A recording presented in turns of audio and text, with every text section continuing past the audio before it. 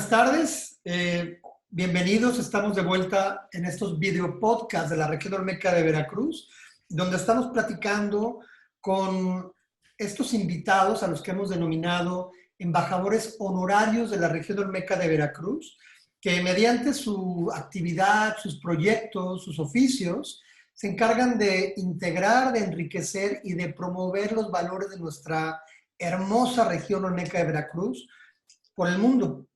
Y hoy tenemos un invitado de lujo, alguien que ha sido embajador de no solamente de la región olmeca de Veracruz, de todo el estado y de la gastronomía mexicana por el mundo, y con quien vamos a ahondar mucho en uno de los temas más enriquecedores que puede ofrecer nuestra región, que es el tema gastronómico y que obvio entra de las cualidades de aromas y sabores en las que hemos dividido a nuestra región. Así que vamos a dar la bienvenida al muy querido y renombrado chef José Burela. Bienvenido, chef. ¿Cómo le va? Hola, buenas tardes. Muchas gracias por la invitación. Yo encantado de estar con ustedes y tocar ese tema tan interesante como lo es nuestra cocina veracruzana, ¿no?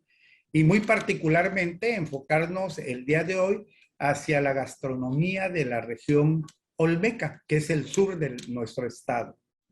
Correcto. Oiga, chef, y yo voy a adjuntar una ficha para los que nos estén viendo, para compartirles un poco su trayectoria, porque si yo me pongo a leer ahorita la trayectoria y todos los logros que tiene usted, se nos va la hora completa del podcast. Es una carrera de verdad, aparte es hermosa, es muy variada. Usted ha tocado muchos puntos diversos de la gastronomía, usted proviene de la ingeniería en alimentos y de ahí se fue adentrando un poco más ya a la parte del servicio, de la cocina y de la gastronomía, y se ha vuelto un verdadero especialista en lo que es la cocina de nuestro estado, que ha llevado por el mundo, que lo ha llevado a ser fundador de la primera escuela de gastronomía del estado de Veracruz y creo que de toda la zona sureste del país. Así es. Entonces, vamos a ir tocando poco a poco esos puntos. Entonces, denos un poquito de contexto de dónde viene el chef, cómo llega a ser chef el ingeniero José Burela. Bueno, es una historia muy interesante porque yo me voy a estudiar ingeniería química a la Facultad de Ciencias Químicas de la Universidad Veracruzana en Orizaba, Veracruz. Okay. Y al concluir mis estudios, tengo la oportunidad de incorporarme a trabajar a una escuela que se estaba aperturando y que tenía la característica de presentar licenciaturas todas enfocadas hacia el mar. De tal manera que había ingeniero en acuacultura, había ingeniero en procesos alimentarios, había licenciado en administración de empresas pesqueras, había ingeniero en pescas y artes y métodos de pesca. Y entonces a mí me llaman a participar en este proyecto muy interesante en el Tecnológico del Mar de Boca del Río, Veracruz, y tenían la carrera de ingeniero en procesos alimentarios. Y entonces yo me encargo en ese momento del laboratorio de química de alimentos y es donde yo voy a tener mi primer encuentro con el tema gastronómico de alguna manera. Posteriormente se da la oportunidad de que dentro de la institución se pensara en aperturar una nueva licenciatura. Esta iba a ser licenciatura en turismo y gastronomía. Les estoy hablando de 1978. Y en aquellos tiempos el tema de la gastronomía en nuestro país no existía. Ya existía en Europa, ya era un tema muy viejo en Europa, en Estados Unidos, ¿sí? Pero acá en México todavía no. Y el objetivo era que alguien se fuera a preparar, se da una beca para Alemania, ¿sí? Entonces, tengo la fortuna de ser el seleccionado para ir a tomar este programa. El objetivo era regresar y elaborar todo el plan de estudios, los programas de las materias que iban a integrar esta licenciatura en turismo y gastronomía. Tengo esta oportunidad, una gran oportunidad. Estuve yo casi 2 años en Alemania Y independientemente de que era un programa sobre tecnología de alimentos, me enviaban a programas muy específicos, por ejemplo, elaboración de carnes, embutidos, lo vi ahí en Alemania, en Múnich. Programas de panadería y repostería los vi en Austria, en Viena. Programas de pastas, pizzas los vi en Italia, en Milán. Programas de arroces los vi en Valencia, en España. Entonces era un programa muy completo que me permitió a mí ir pues prácticamente haciendo otra carrera ya dentro del área gastronómica y donde yo participaba en prácticas y en cocinas de hoteles y restaurantes de todas estas ciudades interesantes que les he manejado.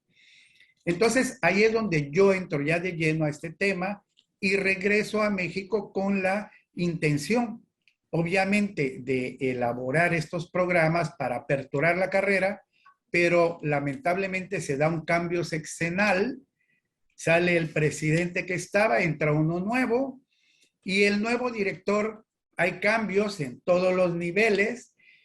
Y la dirección general a la que yo pertenecía, que era la de Ciencia y Tecnología del Mar, también cambia de director general. Y el nuevo que llega ya no retoma los proyectos antiguos y ahí se queda durmiendo el sueño eterno este proyecto de aperturar una licenciatura en gastronomía. Con el tiempo, yo lo voy a retomar y decido aperturar esa primer licenciatura en gastronomía efectivamente en el estado de Veracruz y sureste del país, cuando únicamente teníamos el antecedente en la Ciudad de México, que era una escuela que hoy es el Colegio Superior de Gastronomía, pero que en aquellos tiempos empezó como tecnológico hotelero y luego abrió una licenciatura en Puebla, en el Instituto Culinario de México. De ahí abrimos nosotros a nivel nacional, fuimos la tercera escuela con una licenciatura en gastronomía. No fue sencillo. Quiero aclarar que no fue sencillo, como todas las cosas en la vida, pero fue un gran reto que me permitió finalmente alcanzar que se profesionalizara la actividad de gastronomía, como en su momento se profesionalizó la actividad de periodismo, de maestro, que se elevó a ese nivel. No porque obviamente que la gente decía, pero ¿cómo se va a tener un grado de licenciatura en gastronomía cuando que se aprende a cocinar con la abuela, con la mamá? O sea, no es necesario. Sin embargo, esto que ya tenía muchísimos años de estar operando en Europa sobre todo, bueno, había unas corrientes importantísimas en donde hoy por hoy nos damos cuenta que la profesionalización era importante porque a través de ella se conocen técnicas, principios culinarios que nacieron en Francia y que hoy son la base de la cocina internacional. A pesar de todas las tendencias que pueda haber actualmente, estas bases sentadas por los franceses siguen estando ahí. Y aparte, bueno, pues aproveché una coyuntura que no existía y que hoy es una gran realidad porque los jóvenes que egresan del bachillerato hoy tienen una gran afinidad por ser chef, por estudiar gastronomía, hombres y mujeres. No, ya digo, hoy en día los programas más populares en cualquier medio de comunicación, en redes, son los que están ligados a la gastronomía, ¿no? Pero eran otros tiempos y yo hay que agradecer como ese tesoro que tuvo usted de continuar con la idea, aunque sea de manera privada, de abrir una institución para profesionalizar. No hubiera imaginado el desperdicio de haber enviado a una persona como al Dream Team, ¿no? A la pastas en Italia, alta panadería y repostería en Viena, los arroces en Valencia. Es como que lo mandaron a lo mejor de lo mejor de lo mejor del mundo y que se hubiera quedado todo ese conocimiento, toda esa transmisión ahí hecho polvo en algún, ¿no? En algún archivo. Entonces, claro, era muy lamentable, hubiera sido muy lamentable. Hubiera sido muy lamentable. Ahora, vámonos a nuestro amado y muy carismático estado de Veracruz. Nuestro amigo en común, quien nos puso en contacto, el licenciado Ángel Arzate, me hablaba de muchos eventos que habían compartido, donde ferias, Fitur, etcétera, etcétera, donde usted ponía esta muestra, la parte gastronómica de Veracruz, y bueno, era como si llegaran casi los Beatles, ¿no? La gente llegaba y celebraba y que hay algo del estado de Veracruz que al menos a nivel nacional es un estado muy carismático, la gente es carismática, la música, la gente le cae bien Veracruz en general. Lo mismo ocurre con la gastronomía. ¿Qué es lo que hace a la gastronomía de Veracruz que sea carismática, que sea tan fácil de conectar? Bueno, yo creo que hay dos cosas muy importantes aquí, porque eso que acabas de mencionar es muy cierto, ¿sí? Tanto su gente como su gastronomía, a donde quiera que nos presentamos, la verdad que tenemos siempre una buena acogida, una excelente recepción y la gente queda encantada. Y simple y sencillamente esto es el resultado de un proceso histórico porque probablemente muchos veracruzanos no nos hemos dado cuenta todavía que la cocina mexicana tiene su acta de nacimiento en Veracruz. Ah, ¿Y por qué digo esto? Porque Veracruz es el principio de todo. Es por donde va a comenzar todo. Hablando de la llegada del conquistador Hernán Cortés.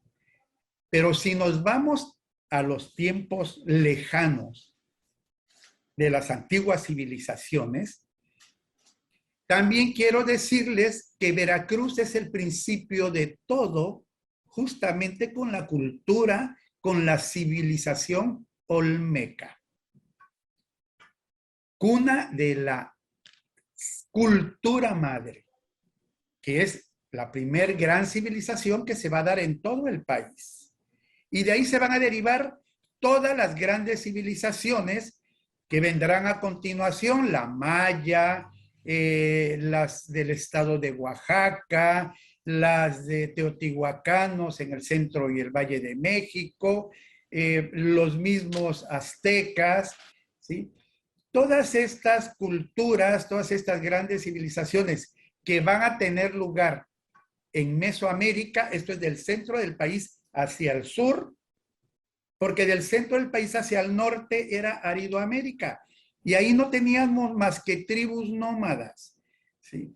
Gente que no tenía abundante agua, que no tenía abundantes lluvias, obviamente no había la biodiversidad, la riqueza, la explosión de mares, ríos, lagunas, montañas, selva que tiene el estado de Veracruz y muchos otros en el sureste del país, como Oaxaca y Chiapas, por ejemplo. Toda esta parte histórica es lo que le va a dar esa gran relevancia a Veracruz. Y Veracruz justamente va a lograr esa figura jarocha, ¿sí? Ese tipo, esa configuración del jarocho alegre, generoso, divertido, bailador, ¿sí? Gracias a estas mezclas que se van a dar posteriormente de la llegada de los españoles y que van a ser el mestizaje de nuestra gastronomía veracruzana. ¿Y a qué me estoy refiriendo? A que ese mestizaje va a estar integrado por una primer raíz que va a ser la de nuestros pueblos ancestrales, nuestros pueblos originarios, a la que se van a sumar como segunda raíz, por supuesto que los europeos a través de los españoles, que van a llegar y van a aportar también sus insumos, sus ingredientes a nuestra cultura que estaba basada en maíz, frijol, chile, calabaza, y van a llegar los españoles y bueno, van a aportar ajos, cebollas, vegetales, aceite de oliva, aceitunas, alcaparras, y llega una tercera raíz cuando se abren los primeros ingenios. El primer ingenio que se va a abrir después de la llegada de los españoles va a estar en la circunscripción de los Tuxtlas. Y entonces este ingenio va a requerir de la mano de obra de esclavos africanos.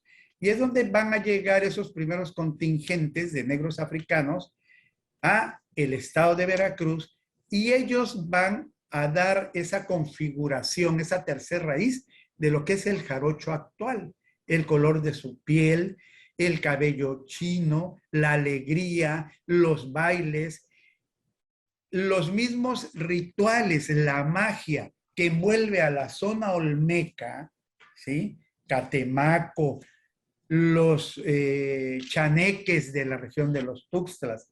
Todo esto se debe justamente a esa raza negra, que es la gran aportación que van a hacer. Y entonces somos el resultado de estas tres raíces, ¿sí? Que van a dar este vestizaje tan importante que va a nacer primero en Veracruz y que va a dar origen en lo particular a lo que es la cocina veracruzana, y conforme van adentrándose a nuestro país, se va a dar lugar en lo general a lo que va a ser la cocina mexicana. Por esa razón, el acta de nacimiento de nuestra cocina mexicana está en Veracruz. Y por esa razón tenemos un estado con una biodiversidad tan enorme, ¿sí?, que nos permite tener una gama, una explosión de sabores, de todos los sabores, como lo decía yo hace un momento, ¿sí? De mar, de lagunas, de ríos, de montaña, de selva, que pocos lugares lo tienen, si no es que somos el único que tenemos todo en el país. Y entonces yo siempre he dicho, sin que parezca pedantería, pero quien conoce la cocina veracruzana, se le facilita cualquier otra cocina. ¿Por qué? Porque mucho de lo que se hace aquí, hoy se hace en otros lugares, pero con la despensa del lugar, de la región. Claro. Con el hábitat que tiene ese lugar, bueno, se hacen muchos guisos, muchas cosas que tienen su origen en la cocina del estado de Veracruz. Bueno, ya con esto podemos casi que poner un eslogan, aquí comenzó todo, ¿no? Me gusta esto del acta de nacimiento, me encanta. Esa es una gran verdad. A veces me ha tocado participar en muchas mesas de charlas gastronómicas, me invitan a muchas charlas, a muchas pláticas, muchas conferencias. A veces no me gusta decirlo porque la gente lo toma como algo muy localista, como algo muy regionalista, pero definitivamente no es eso.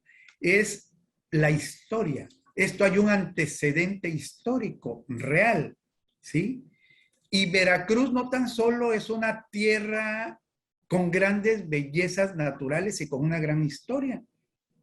Veracruz es una tierra de sabores y muchos de esos sabores que hemos aportado de Veracruz hacia el país y hacia el mundo, tuvieron su origen en la región olmeca. Por ejemplo, yo podría decir que la región olmeca aportó el sabor de la naranja. ¿Por qué razón? Porque Bernal Díaz del Castillo lo consigna en su libro La historia verdadera de la conquista de la Nueva España, que en el segundo viaje de expedición que hicieron, que venían de La Habana hacia México antes de que se diera la conquista, que se da en 1519, ellos en esos viajes que hicieron de reconocimiento de expedición, van a sembrar los primeros naranjos en la región de Coatzacoalcos, en la zona de Nanchital, para ser exactos, ahí se siembran. Y cuando regresan al siguiente año, ven que esos naranjos se dieron como si estuvieran, trajeron la semilla de Cuba y los vieron que estaban hasta mejor que en Cuba, de manera prodigiosa. Entonces, Veracruz sabe a naranja y lo hemos aportado. Es un sabor que hemos aportado, pero la gente lo desconoce. Los mismos veracruzanos no lo sabemos. Segundo sabor. Veracruz sabe a piloncillo y a melaza. ¿Por qué? Porque justamente Hernán Cortés, cuando ya conquista, cuando se da toda la conquista de México, él se establece como marqués de Oaxaca en la región de los Tuxtlas, y es donde él va a traer caña de azúcar de la región de Santo Domingo, y la caña de azúcar se va a sembrar en la región donde se da también estupendamente bien, y se va a crear el primer ingenio azucarero, que en aquellos tiempos era un trapiche. Y entonces es en Veracruz donde va a tener lugar. Veracruz es precursor de la elaboración de melaza y de piloncillo. Sale de Veracruz para irse a todos los demás lugares. ¿Sí? Y algo muy interesante, Veracruz, la región olmeca, aporta el sabor a chocolate. ¿Sí? En el 2008, el Instituto Nacional de Historia y Antropología hizo excavaciones en la zona arqueológica del Manatí, una zona arqueológica que está aproximadamente a unos 25, 27 kilómetros de Minatitlán. Y en esas excavaciones que hicieron, ellos encuentran evidencia de que la bebida llamada chocolatl, que se elaboraba a base de granos de cacao, una bebida fermentada espumosa, ¿sí?, ya se elaboraba desde los lejanos tiempos olmecas, hace más de 3,000 años. Es el antecedente más antiguo de esta bebida, que ellos la determinan por las vasijas que encuentran y restos de teobromina, que es uno de los componentes más importantes del chocolate, y que aquí lo encuentran, y que entonces eso los lleva a tomar estas conclusiones. Hasta antes de este descubrimiento se pensaba que los mayas eran los primeros en haber tomado esta bebida hace 800 años. Y después de este descubrimiento, resulta que fue la cultura olmeca la primera hace 3,000 años. Entonces, Veracruz sabe a chocolate, sabe a naranja, sabe a piloncillo y sabe a tabaco, porque tenemos el mejor tabaco de México y del mundo, aunque no nos los comemos, pero de todos modos, para los grandes gourmets, todavía hay gente que después de una excelente comida, un buen tabaco.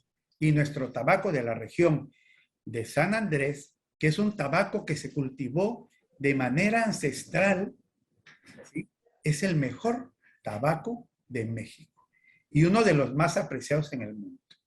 Entonces, la región olmeca tiene una gran importancia, ¿sí?, por toda su aportación al tema gastronómico de sabores, y porque finalmente ahí fue el origen de nuestra cocina.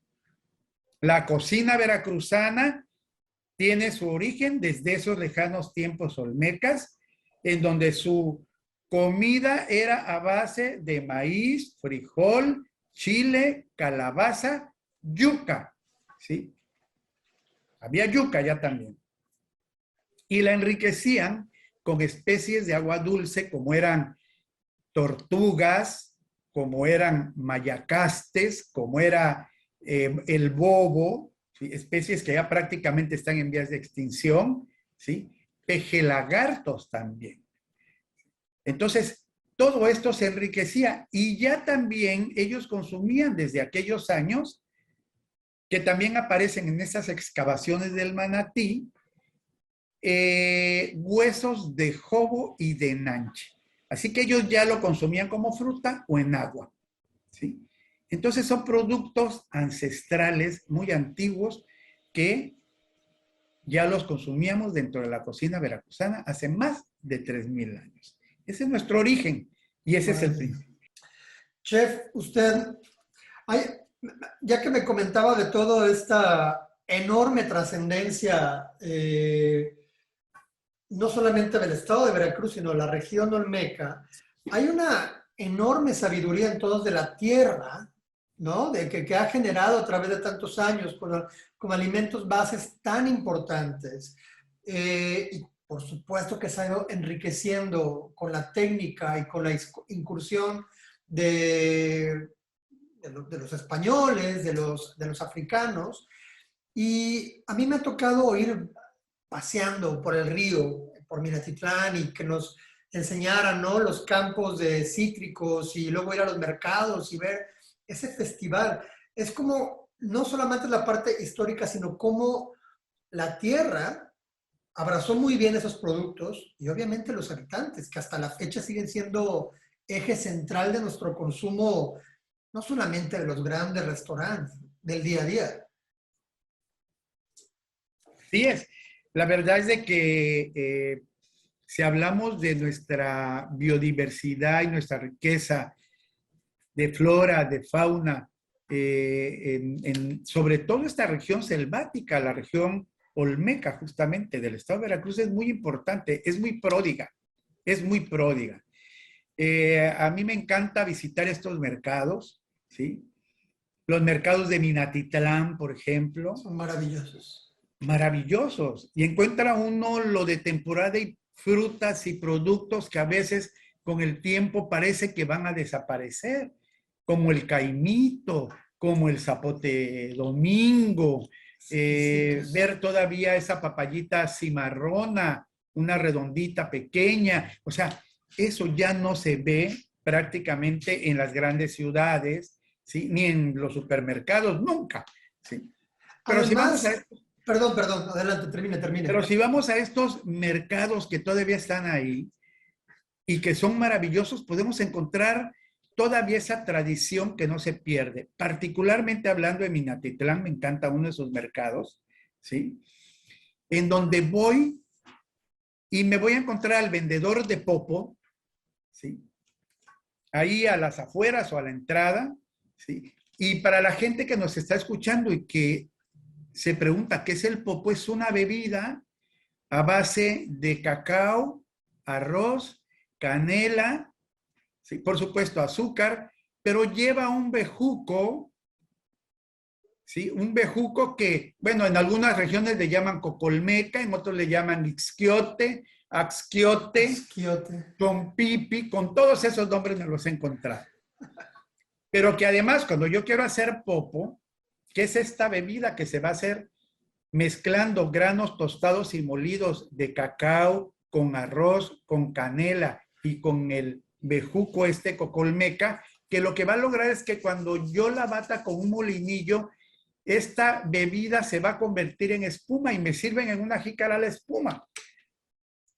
¿Sí? Y justamente ese popo acompañado de un tamalito de masa colada de la región de Soconusco, ¿sí?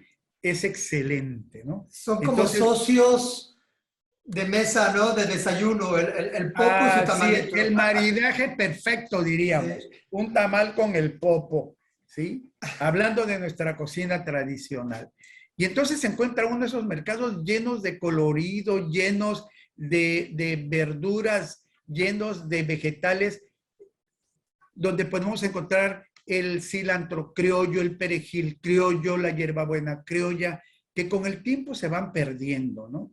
Entonces son productos exclusivos, emblemáticos de esta región, ¿sí? Y que son maravillosos. Entonces la verdad que tenemos una biodiversidad impresionante en el estado de Veracruz. Oiga, chef, además en estos mercados de la increíble variedad donde se presenta la biodiversidad de la región, también se sigue manifestando el intercambio cultural, porque ahí somos la parte ismeña del país y tenemos un gran intercambio cultural con Oaxaca, Chiapas. Entonces, tenemos recetas, técnicas, productos de muchos de estos lugares y que mantienen fresca y relevante la cocina de nuestra región. Así es, ahí ya hay una gran aportación también de todas estas poblaciones que limitan con Oaxaca, con Tabasco, y entonces, y esto se enriquece, ¿sí? Al final se enriquece, ¿no? Los tabasqueños que son tan excelentes productores de cacao, bueno, pues en esta zona del sur, que también se siembra ya el cacao, pues bueno, hemos adoptado muchos productos a base de cacao, ¿sí? Con nuestras características propias, claro, ¿sí? Claro. Y eso es lo que hace nuestra bebida, llamada Popo. Pero si nos vamos a lugares como San Andrés Tuxtla, por ejemplo, nos vamos a encontrar una frutita que se llama chagalapoli, que es una especie de capulín, pero con un color más oscuro, más morado, y con este chagalapoli se hacen salsas. Es únicamente lo encontramos ahí, no hay otro lugar. Y si lo queremos ir a comprar, aprovechar los primeros meses del año, los primeros 3 meses del año, que es su temporada. Y con este chagalapoli se van a hacer salsas, se van a hacer helados, se van a hacer aguas también.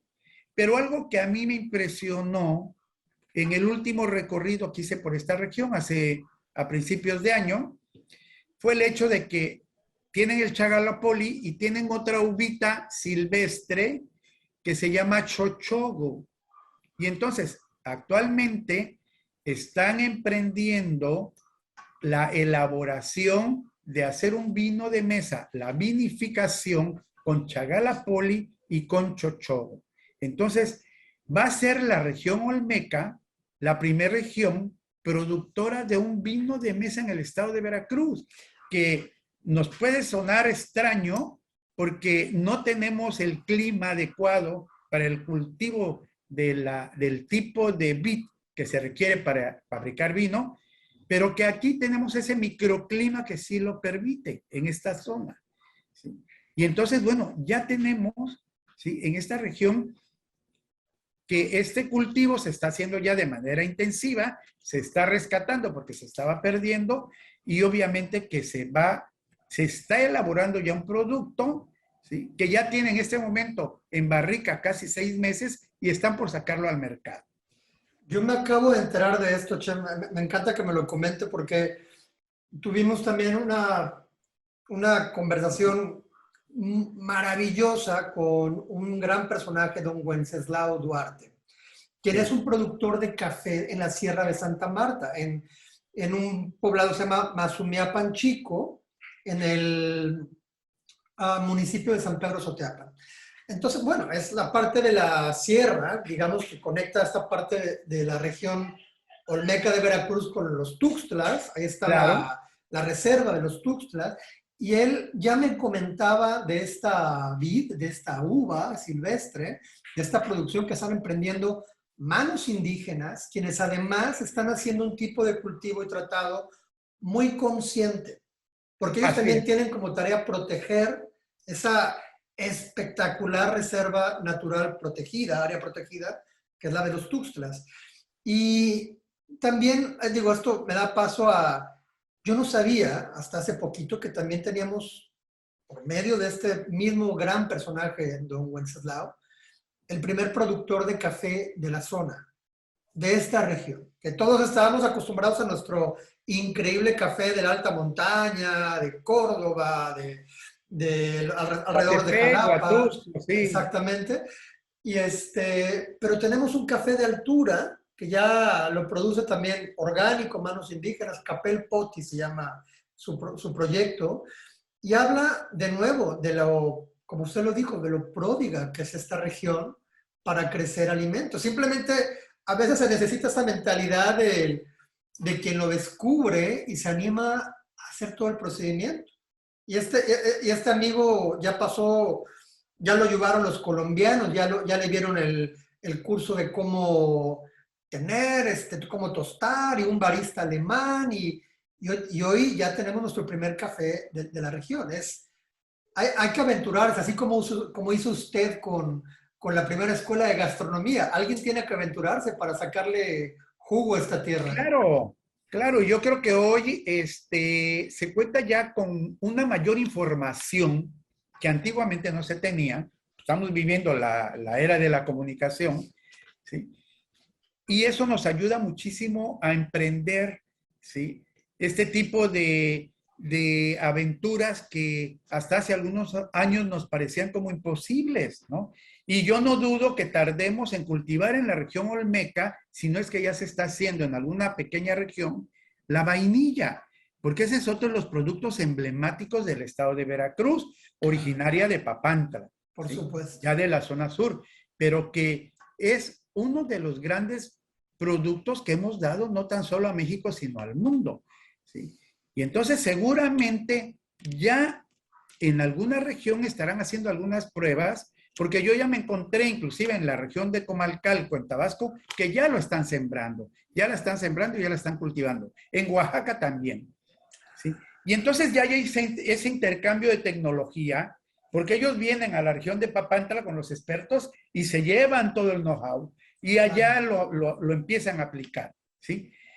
Hay que esperar a ver las bondades de la tierra, porque luego un producto, ¿sí? Aunque empieza a crecer y se da, no tiene las características, ¿sí? Que se da en determinada región. Como el chile habanero, ¿no? Que cambia totalmente con el suelo. El chile habanero, ¿no? Es un ejemplo Sí. muy claro. Entonces, bueno, yo creo que el estado de Veracruz es muy pródigo, ¿sí? En este tema y la verdad que tenemos una gran riqueza que si la aprovecháramos de una manera adecuada y si tuviera ese respaldo y ese apoyo atrás, sobre todo de difusión, generaría un ingreso muy interesante para respaldar y apoyar las economías, sobre todo en las pequeñas comunidades, porque hay cosas maravillosas. Yo me he encontrado, por ejemplo, en la región de Soconusco, en el sur del estado de Veracruz, ¿sí? Independientemente de que ahí voy y mis tamalitos y mi popo y café de maíz tostado también, wow, pero de maíz, ¿sí? Excelente, y tortillas de muchos sabores, y carne de monte, ¿sí? ¿No? Y entonces, bueno, Tepezpuintel, Armadillo, Iguana son muy comunes en la región, porque la región es selvática. Claro. Pero en el tema de Soconusco, que está a unos 20 minutos de Acayucan, está el Pozo de la Sal. Y es un lugar maravilloso en donde también tenemos en el estado de Veracruz un producto maravilloso que es una sal de color rosa, ¿sí? Y que se produce únicamente ahí se obtiene únicamente. Entonces, se elabora de una manera muy artesanal, ¿sí? Porque hay un pozo ahí, es solo un pozo, y que cada año por debajo pasa un venero salino que tiene esas características minerales que le va a dar a la sal, es un venero salino, y le va a dar a la sal ese color rosa. Entonces, esto sucede entre finales de abril y mediados de mayo de cada año. Sube el agua al pozo y es cuando la gente del lugar acude, llevan sus casitas de campaña, hacen un campamento y ahí van a permanecer hasta que el pozo se agote. Y empiezan a sacar agua, la ponen a hervir con leña en pailas de estas para hacer carnitas. Simplemente se va a evaporar el agua y por evaporación se obtiene una capa de sal de color rosa. Luego la pasan a costales de yute para que se seque y ya luego la embolsan. Aquí hay un atractivo importantísimo que desconocemos. Estamos comprándole sal a los nepalíes y no sé qué tanto. Estamos comprando la sal del Himalaya, ¿sí? A un precio estratosférico y aquí el kilo nos los dan a 50 pesos. ¿No? Oiga, chef, pero ahorita con todo el turismo gastronómico que hay, que la gente cada vez aprecia más no solamente el plato en la mesa, sino los procesos, ¿no? Ya están los tours del café donde se va a ver la pizca, la siembra, el tostado, la secada, es maravilloso. Claro. Del vino lo mismo. Eso es un proceso que sería una joya ir y acampar ahí y ver todo este porque es maravilloso, es una narrativa por sí sola, ¿no? Claro, y aparte de ahí nos podemos ir a comer porque estamos a escasos 50, 45, 50 minutos de Chinameca. Ya, bueno, vendidos. Entonces, ya vimos todo el proceso en la mañana, ¿verdad? Ahora nos vamos a comer a Chinameca, ¿sí? Y en Chinameca va a ser un manjar esa carne ahumada, ¿sí? Esa costilla ahumada, esa longaniza ahumada que tiene esta región, ¿sí? Y que es maravillosa. Que son, Cualquier coatzacoalqueño que andemos por el mundo pagamos oro molido por tener nuestro kilo de chinameca en casa, de carne de chinameca. claro. Entonces, bueno, lo tienen ahí, van a ir al lugar a donde se come, donde lo están elaborando, donde lo están produciendo, ¿sí? Y es una carne que lleva un ahumado muy lento, que se lleva varias horas, ¿sí? Y obviamente la carne es de cerdo condimentada, cada persona tiene su receta, su propia receta, pero lleva chile guajillo como base principal, ¿sí? Y lo van a ahumar con la leña que a ellos les gusta, y leña de encino es una de las favoritas, y el producto es extraordinario. Y eso es de la zona olmeca. Y es muy bonito porque muchas de esas familias tienen sus ahumadores y hay luego su comedor. Entonces uno puede ir a degustar, a comer su carnita con sus Claro, frijolitos, su tortilla, y el ahumador está ahí tortillitas en el recién patio. hechas, así es. Con tortillitas recién hechas, los frijolitos refritos, un pico de gallo, delicioso, ¿sí? Y tenemos muchas cosas cerca de ahí. Nos bajamos a Catemaco y bueno, ahí tenemos también la riqueza de la región, ¿sí? Claro. De su laguna, una de las lagunas más importantes del estado de Veracruz, pródiga en mojarras, pródiga en tegogolos, que es un caracolito que solamente lo tienen ellos allá en su laguna, muy Exquisito. bueno, con pico de gallo, ¿sí? Maravilloso, ya hervido, ¿sí? Y luego tenemos la famosa mojarra en Tachogobi, una mojarra que va a ser al carbón, a la brasa, y que la vamos nosotros a bañar con una salsa que le llaman ellos Tachogobi, que es a base de tomate milpero, ajo, cebolla y chile de la región, ¿sí? Entonces es maravilloso. También tienen la salsa de chile limón, por si quiere uno algo más picante, pero que lo puede uno comer ahí, ¿no? Y nos queda muy cerca Coatzacoalcos también de toda esta zona. Y ahí en Coatzacoalcos, bueno, pues está el tamal de Minilla, su Minilla famosísima. Exquisito. Yo en Coatzacoalcos he comido unas cucarachas de mar, es el único lugar donde las he comido, ¿sí? Excelentes, que la gente diría, ¿y qué es la cucaracha de mar?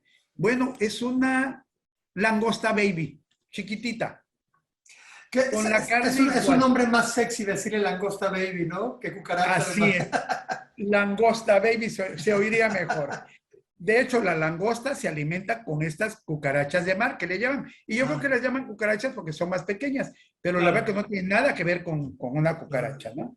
Y son deliciosas, Son ¿no? Entonces, exquisitas. bueno, la región Olmeca tiene muchísimas cosas interesantes, una gran variedad de tamales, una gran variedad de atoles, ¿sí? Productos que le debemos a la raza negra, justamente son todos los tubérculos, también abundantes en esta región, como el camote, como la yuca, como la malanga y como el ñame. Y también a ellos les debemos el consumo del plátano, ¿sí?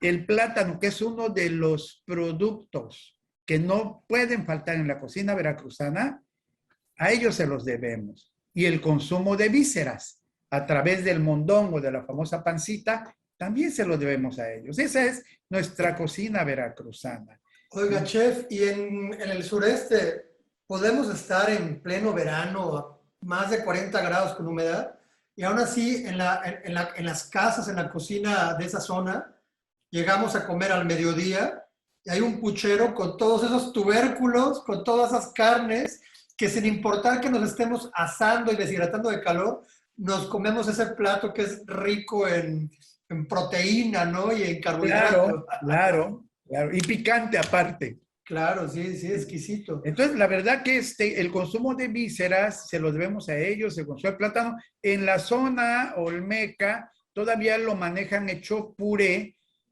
con el nombre de mogomogo, ¿no? Entonces yo puedo hacer un mogomogo, que es un puré de plátano macho, ¿sí? Que puede ser maduro o puede ser verde, Verde.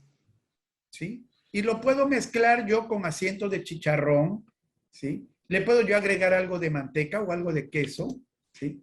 O mismos frijoles refritos. Y entonces voy a hacer una especie de tortilla que vamos medio a freír con aceite, con manteca en un sartén. Y lo utilizan todavía en esta región para acompañar el desayuno o la cena, para acompañar el café del desayuno o de la cena. Entonces, bueno, yo creo que tenemos una enorme variedad de productos, de lagunas, de ríos, de mar, ¿sí? Que son, que vale la pena conocer, que vale la pena degustar, ¿sí? Está el tapiste de topote de San Andrés Tuxtla, que el topote es un pescado blanco de laguna pequeño, ¿sí? Y que se envuelve en hoja de bexo o berijao, que es también un equivalente a nuestra hoja de plátano para hacer tamales, ¿sí? Y le ponen esa famosa, los bañan, los envuelven en las hojas de bexo, ahí ponen los pescados, los bañan con una salsa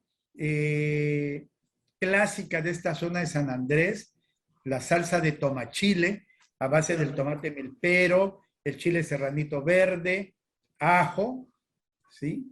Y le ponen sus hojas de acuyo encima, lo envuelven y van a la vaporera. Y la verdad que son unos tamalitos con este pescado, que ellos le llaman tapiste, que son excelentes, ¿sí? Un pescado al acuyo, ¿sí? Es una cosa deliciosa, con un sabor fino, delicado, ¿sí? Que Es nos dé muy la... elaborado todo esto. No son Claro, recetas, o sea, no es nada más echar a la lumbre las cosas. Hay no, una tiene su chiste porque sofisticación. la salsa tiene que ir bien sazonada, bien elaboradita y obviamente con esos productos regionales, ¿sí? Que nada más tienen ustedes en esta zona. Ahí está la cebollita morada de San Andrés Tuxtla, que ellos le llaman cebolla de Campeche, porque dicen que se empezó a sembrar en una colonia de gente que vino de Campeche y que se instaló ahí, y ellos la sembraron y la empezaron a producir, y es una cebollita morada, muy interesante, pequeñita, ¿sí? Con un sabor dulzón muy agradable, y entonces esa cebolla es de ahí, de esta región. Entonces podemos ir a esos mercados y traernos una variedad de productos que solamente lo tienen ellos en esta región. Chef, usted ya nos platicó de todo el tesoro de productos y de, no solamente de productos que tenemos, sino de técnicas, de platillos que hay en todo el estado de la región olmeca de Veracruz. Y hay un documento que es de un valor cultural, de un valor informativo de lo que es la gastronomía de Veracruz, del cual usted fue responsable, que yo le decía ahorita que antes de la charla, que vamos a hacer un trato, vamos a dar un apretón de manos aquí por la pantalla del Zoom, donde vamos a recuperar y vamos a volver a difundirlo, porque es la guía gastronómica del estado de Veracruz, que no solamente es un documento bellísimo y muy importante, sino que ha dado ya resultados muy interesantes para la gastronomía del estado y del país. Así que, ¿por qué no nos cuenta? Es un trabajo muy interesante de investigación culinaria que se llevó a cabo en el año 2008-2009. Y fue un recorrido a lo largo de norte, centro y sur del estado de Veracruz para justamente rescatar nuestra cocina tradicional. Y cuando yo hablo de cocina tradicional veracruzana, me estoy refiriendo a esa cocina que se ha venido transmitiendo de forma oral de abuelas a madres a hijas y que con el tiempo se va perdiendo. Y el propósito justamente de nosotros era rescatar esta cocina tradicional, ¿sí? Preservarla y difundirla. Y lo logramos a través de esta guía turística gastronómica, Así se come en Veracruz. Fue un trabajo muy interesante porque llegábamos a las comunidades, a los lugares, primero hablábamos con las autoridades municipales, con el cronista de la ciudad, nos informábamos de qué era lo que comían, por qué lo comían, cuál era su riqueza, su hábitat, su despensa gastronómica. Y luego nosotros pedíamos que esa parte interesante, esas recetas que algunas ya habían saltado a la fama, otras no, ¿sí? No las replicaran. Pero la condición era que la tenían que elaborar ahí, en ese momento, partiendo con todos los ingredientes, ¿sí? No que nos las presentaran hechas. ¿Sí? Y les dijimos, porque luego las personas son un poquito recelosas de sus secretos, de sus recetas. Claro. Pero les explicamos que el objetivo de esto era difundirlo. Ellos iban a tener su crédito también, ¿sí? Y de rescatarlo para que no se quedara ahí perdido y olvidado. Y porque además iba a ser un documento con esto para que pudiera la gente verlo, conocerlo, ¿sí? Que saliera a la luz. Nos hacía falta un documento actual en aquellos años. Hoy ya este documento que se publicó en 2009, pues ya tiene 11, 12 años. Y es el momento de darle una actualizada, de sacar una segunda parte de Así se come en Veracruz, porque hay muchísimas cosas interesantes y el amor a la cocina, la pasión a la cocina, ¿sí? Hoy ya cobra una gran vigencia y tiene una gran demanda y hoy la gente lo ve con otro enfoque. ¿Sí? Oiga, y hoy ya la cocina mexicana ya es patrimonio cultural de la humanidad por parte de la UNESCO, porque ahí nos cuenta lo que ya me contó usted a mí antes de cómo cada eslabón forma parte, ¿no? O aporta, y cómo aportó este documento para llegar a ese logro.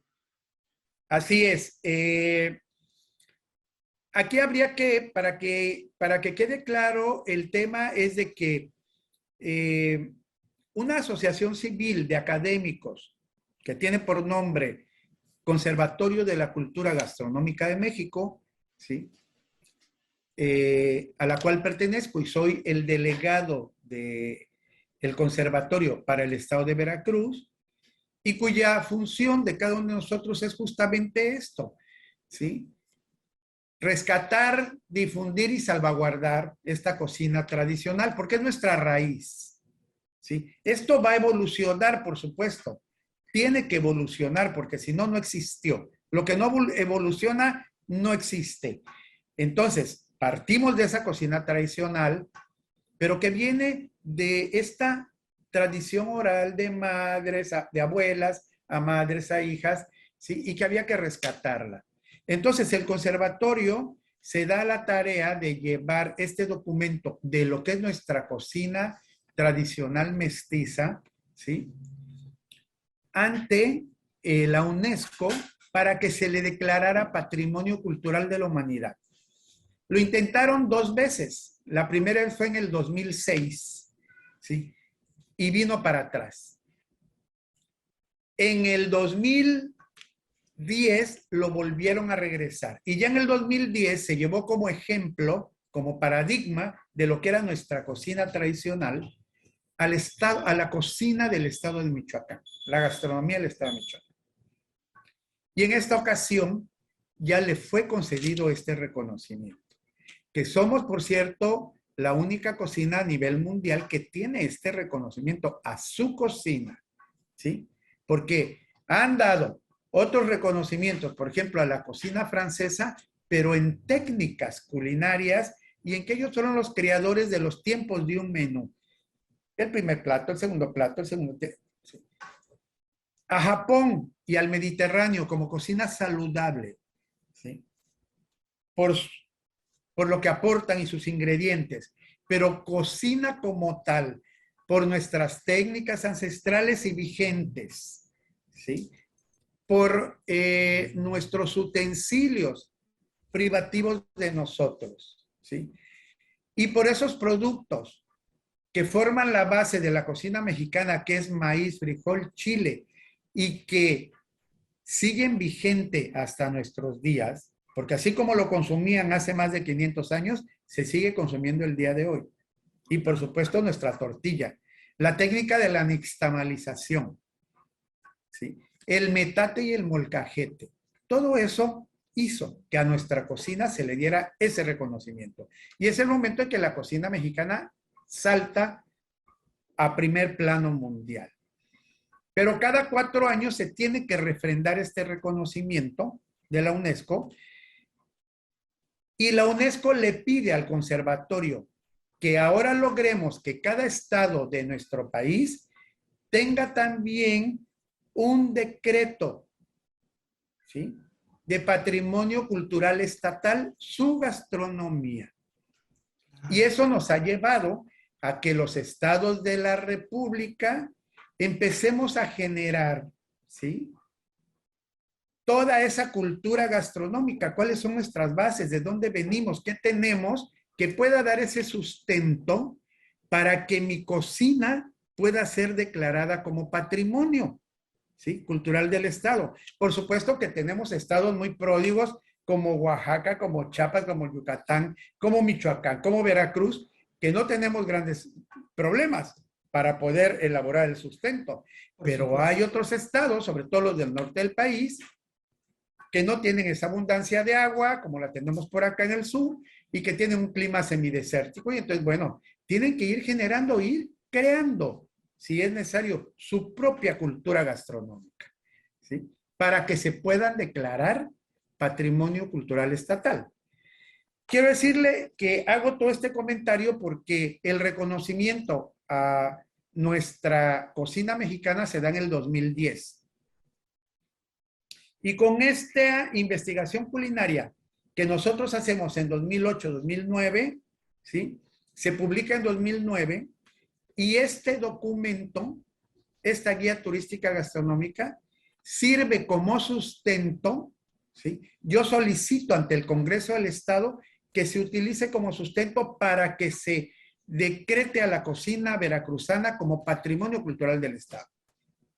Y nuestra cocina está declarada como patrimonio cultural del Estado desde julio del 2009. Antes que nosotros, únicamente Oaxaca tenía este reconocimiento por su propio estado, que lo tenía desde 2008. Nosotros en 2009, el reconocimiento lo dan en 2010, le piden al conservatorio que todos los estados trabajen para obtener este decreto, nosotros ya lo teníamos y actualmente hay alrededor de 20 estados de la República que ya lo lograron. Por eso es que la gastronomía hoy de nuestro país ha cobrado mucho impulso y han florecido textos, literatura, recetarios, libros de cocina de todos los estados de la República.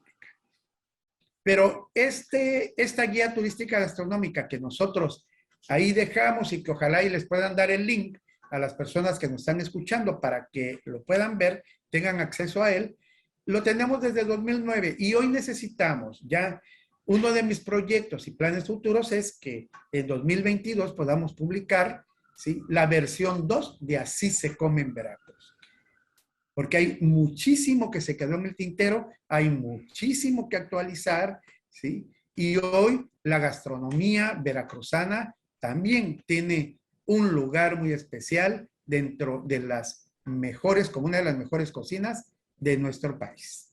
Y por supuesto, somos el principio. Y yo diría que del mundo.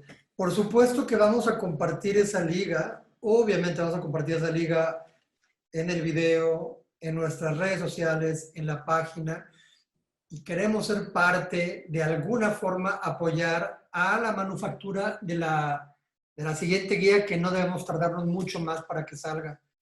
Chef, yo me puedo quedar platicando con usted. Bueno, yo me iría poblado por poblado, sacando la mejor receta, la mejor recomendación, pero tampoco queremos abusar mucho ya de su generosidad, de su tiempo, y seguramente vamos a tener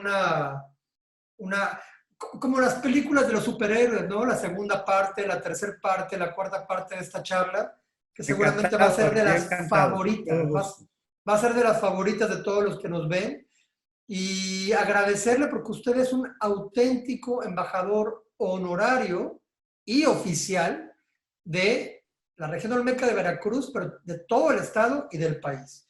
Si la cocina de Veracruz es de lo mejor que tenemos del país, seguramente también es de lo mejor que tenemos en el mundo. Así que le agradezco a usted por por ser parte tan central de nuestra gastronomía y por habernos acompañado. Muchísimas gracias. Y únicamente recordarles a todos los veracruzanos que debemos de sentirnos muy orgullosos de nuestra gastronomía, ¿sí? Porque la verdad es que tenemos una gastronomía excelente y de tratar de conservar esas tradiciones porque forman parte de nuestra raíz y forman parte de nuestro patrimonio cultural. Mejor dicho, imposible. Muchas gracias, chef. Que tenga una muy bonito fin de semana. Gracias, muy amables.